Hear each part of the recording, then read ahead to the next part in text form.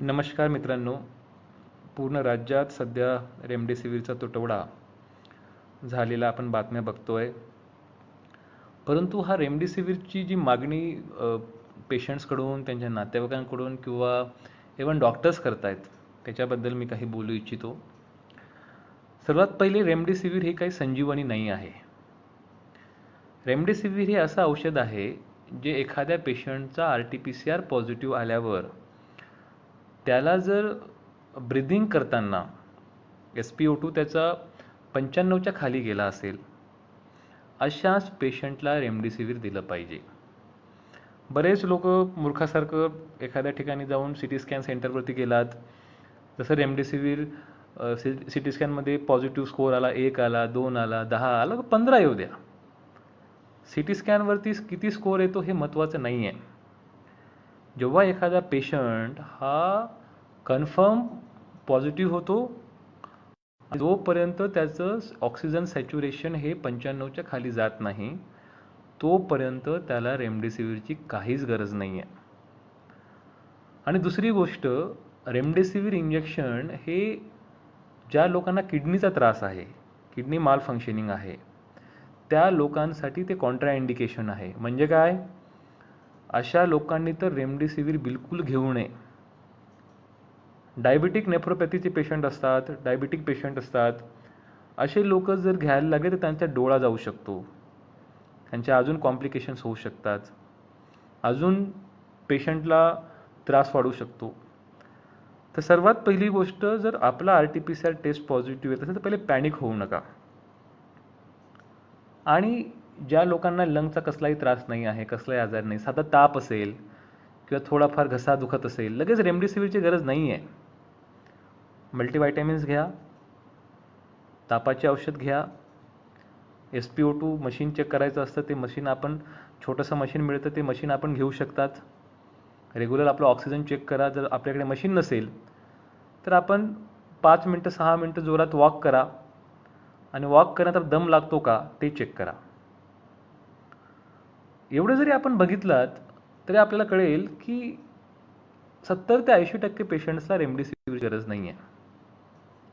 आणि होतं काय की महाराष्ट्रामध्ये किंवा भारतामध्ये अशी परिस्थिती आहे की एखादी गोष्ट सांगितली की लोक त्याच्यामागे, मग सर्वजण त्याच्यामागे तुटून पडतात. काही लोक तर असेही महाभाग आहेत की भविष्यामध्ये मला कोरोना होऊ शकतो, म्हणून आताच रेमडेसिवीरचा स्टॉक करून ठेवला पाहिजे. आणि याच्यामुळे जे खरंच ज्यांना जेन्युइन गरज आहे, जेन्युइन ज्या लोकांचं ऑक्सिजन सॅच्युरेशन ड्रॉप झालं आहे, अशा पेशंट्सला सुद्धा रेमडेसिवीर मिळणं फार कठीण होतं आहे. बरेचसे डॉक्टर्स हे फक्त HRCT स्कोअर बघून रेमडेसिवीर देत आहेत. अत्यंत चूक आहे. रेमडेसिवीर देण्याचं एकमेव रिझन आहे, ते म्हणजे आपला ऑक्सिजन स्कोअर जेव्हा ड्रॉप होतो आणि फक्त एक इंजेक्शन लागत नाही, त्याला 6 इंजेक्शन लागतात, आणि ते 6 कंटिन्यूस डोसने द्यायचे असतात. आणि हे सर्व देऊनसुद्धा पेशंटचा जीव वाचेल याची शक्यता नाही आहे. रेमडेसिवीर बेसिकली आपल्या स्टिरॉइड्सच्या माध्यमातून इम्युनिटी थोडीशी आपली डाऊन करतो, जेणेकरून रिॲक्शन होणार नाही आणि फायब्रोसिस होणार नाही. काही काही पेशंटमध्ये, डायबिटिक पेशंटमध्ये रेमडेसिवीरमुळे लंग फायब्रोसिस झालेला आहे, पूर्णपणे लंगचा लोब निकामी झालेला आहे. तर एवढ्या सर्व कॉन्ट्रा इंडिकेशन असताना उगीच लोक रेमडेसिवीरची मागणी करतात. तसंच ऑक्सिजनच्या बाबतीमध्ये सुद्धा फक्त पॉझिटिव्ह आलात म्हणून घाबरतात लोक, पॅनिक होतात आणि हॉस्पिटलमध्ये जाऊन ऑक्सिजनचे बेड ऑक्युपाय करतायत. काही गरज नाही आहे. आपण आयसोलेशन सेंटरला थांबा, घरी थांबा, योगा करा, वॉकिंग करा.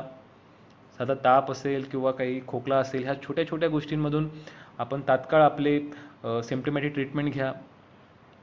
80% 90% लोक असेच बरे होत आहेत. पण माझी नागरिकांना परत विनंती आहे, जेव्हा एखादी कंपनी, आपल्याकडे 2-3 कंपनी हे बनवतो, सिप्ला असेल किंवा एक बँगलोरची कंपनी आहे, तर जेव्हा स्टॉक बनतो तर स्टॉक बनवल्यावर साधारणतः 1 महिना त्याच्यामध्ये मायक्रोबियल टेस्टिंग असते, विविध पॅरामीटर टेस्टिंग असते. ह्या सर्व टेस्टिंग करत करत तो स्टॉक साधारणतः 1 महिना लागतो त्याला बाहेर मार्केटमध्ये येण्यासाठी. आणि ही जी सेकंड वेव्ह आपण म्हणू शकतो, जी मार्चच्या सेकंड वीकपासून सुरू झाली, तेव्हापासून जरी म्हटलं तर साधारणतः आपल्याला 14 ते 15 एप्रिल अजून लागेल, जेव्हा हा पूर्णपणे स्टॉक मार्केटमध्ये येईल. कारण कंपनी जेव्हा डिमांड कमी झाली तर कंपनीने प्रोडक्शन बंद केलं होतं. आणि म्हणून पहिली गोष्ट तर आपण आपली स्वतःची काळजी घ्या. घराबाहेर पडताना, कामाला जाताना जेवढं काळजी घेताल तेवढं घ्या. आणि दुसरी गोष्ट, जर चुकून पॉझिटिव्ह आलात तर पॅनिक न होता पहिले स्वतःला शांत करा, डॉक्टरांचा सल्ला घ्या, स्वतःचं SpO2 टेस्ट करा. जर SpO2 टेस्ट करा, सिम्पल ते मशीन असतं पल्स ऑक्सिमीटर, ते जर नसेल तर 6 मिनटं वॉक करा.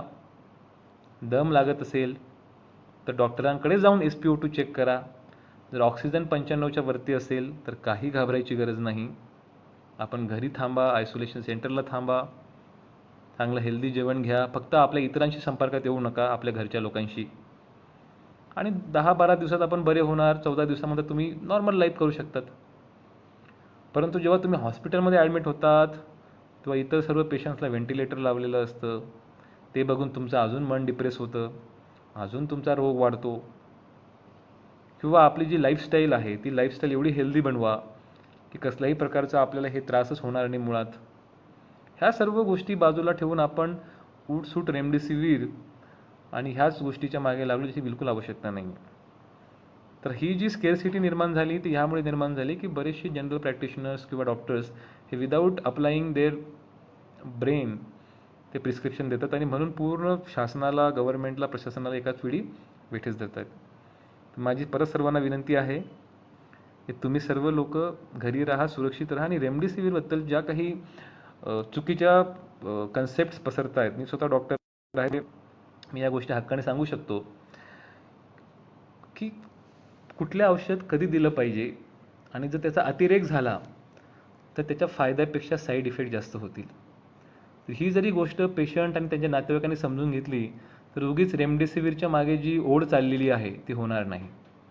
आपलं ऑक्सिजन चेक करत राहा, प्राणायाम करा. ऑक्सिजन जर वाटला दम लागतोय तर डॉक्टरांकडे जाऊन चेक करा. जर ते ड्रॉप झालं तरच आपण रेमडेसिवीर घ्या, अन्यथा बिलकुल घ्यायची गरज नाही आहे. आणि हे सर्व शॉर्टेज जे आहे रेमडेसिवीरचं ते साधारणतः 15-16 तारखेपर्यंत राहणार, कारण तो कंपनीमधला जो स्टॉक आहे तो अजून मार्केटमध्ये यायला थोडा उशीर लागतो. कारण 1 महिना, जसं बोललो की 1 महिना हा बफर टाईम असतो. तुम्ही आज जरी प्रोडक्शन सुरू केलं तरी त्याला मार्केटमध्ये यायला 1 महिना त्याच्या सर्व टेस्टिंग पॅरामीटर्स करत करत वेळ लागतो.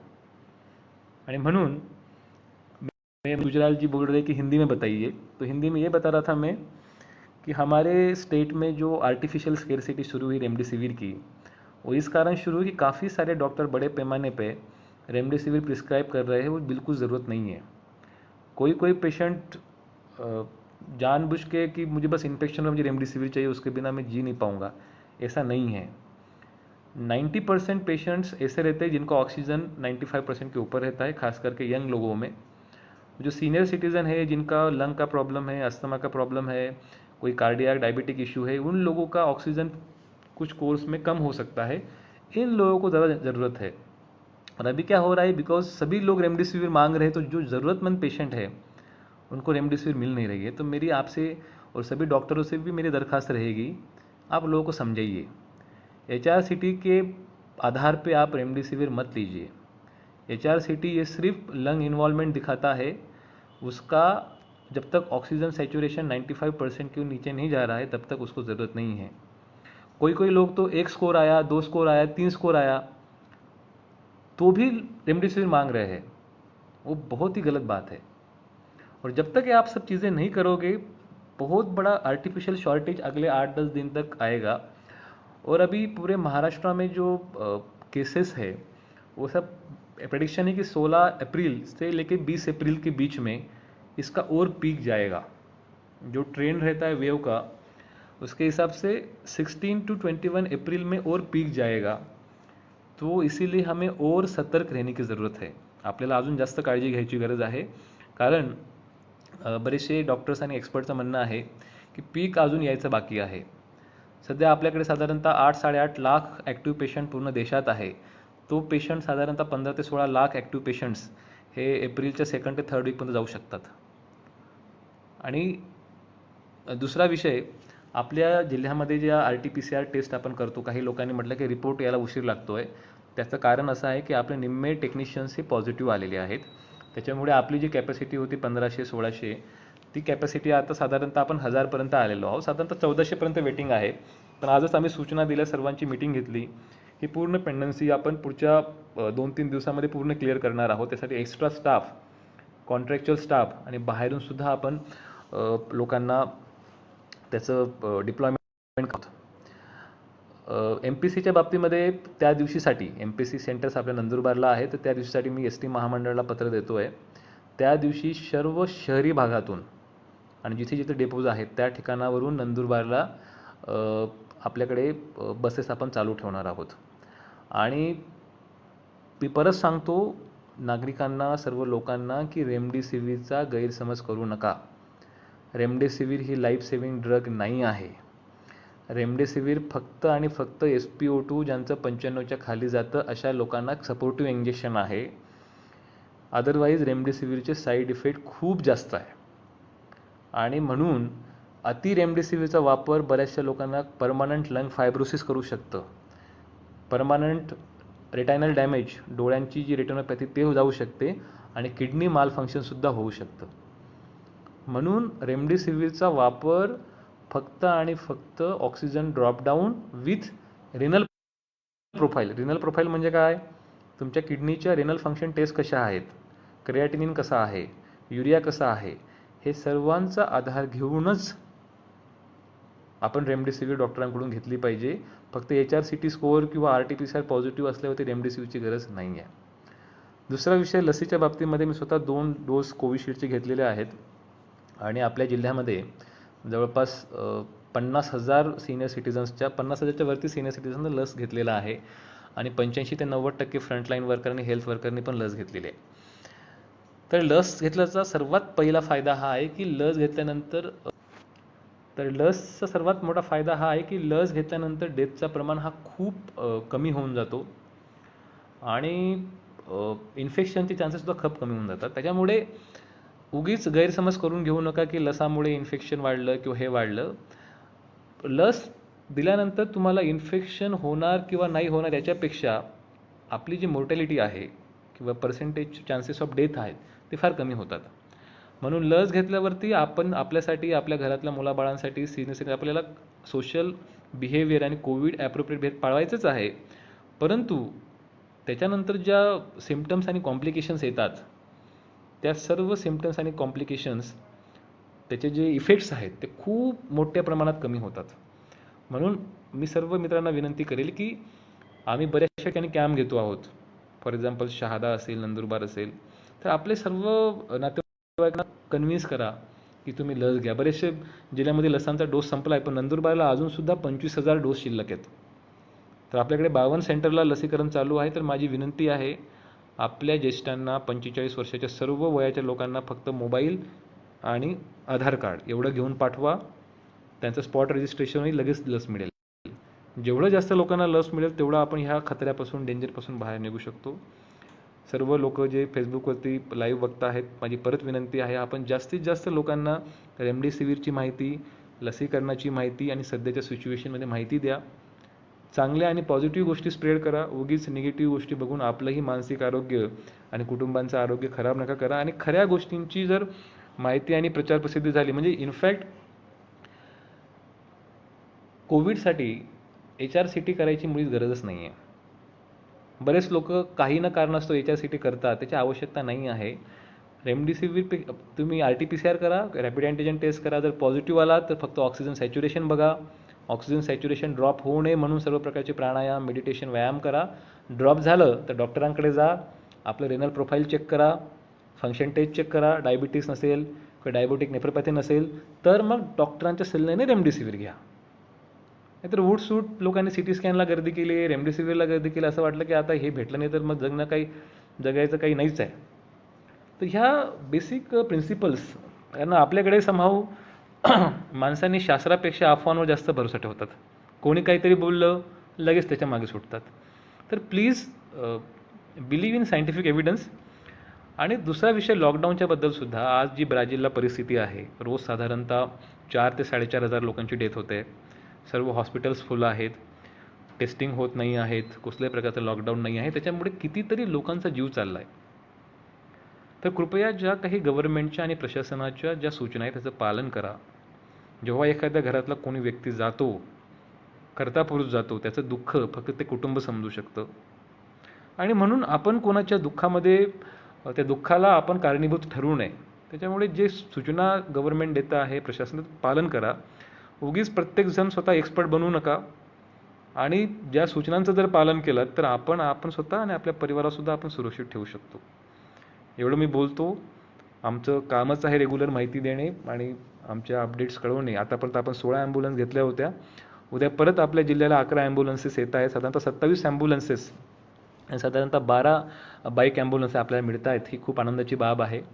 आपल्या RAT टीम आपण वाढवतो आहोत. आणि सर्वात महत्त्वाची गोष्ट, जो व्यक्ती पॉझिटिव्ह येतोय त्याने कृपया कुठं फिरू नका. तेवढी तरी देशभक्तीची एक्झाम्पल, तेवढं तरी एक देशासाठी सेवा, की आपण जर पॉझिटिव्ह आलो तर कृपया आपल्याकडे आपण घरी थांबावं, 10 दिवस कळ काढावी, शांत राहावं. लोक तरीही फिरतात बाजारात, बाकीच्यांना इन्फेक्शन पसरवत आहेत. ह्या जरी बेसिक गोष्टी पाळल्या तरी खूपच कोविड कंट्रोल व्हायला 20 दिवस पण लागणार नाहीत. पण आमची लोक दुसऱ्यांवरती आरोप ठोकून, दुसऱ्यांवरती जबाबदार ठोकून स्वतः मोकळे होतात फिरायला. तर हे करू नका. जबाबदार नागरिकसारखे वागा. आणि हे जर केलात तर सर्वांना बेड मिळेल, सर्वांना रेमडेसिवीर मिळेल, सर्वांना ऑक्सिजन मिळेल.